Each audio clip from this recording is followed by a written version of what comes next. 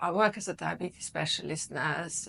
Before I worked as a district nurse, I used to wear a little rucksack all the time. So actually years of that, it had an impact on my neck and my lower back.